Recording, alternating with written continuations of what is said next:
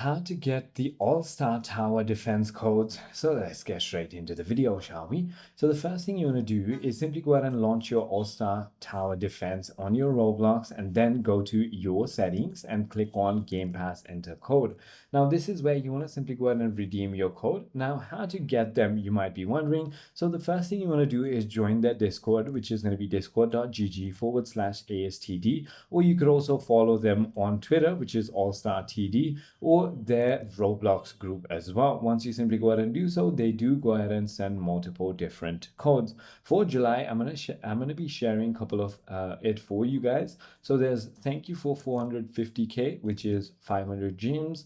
ASTD subtome, again 500 gems. New World 2 coming soon.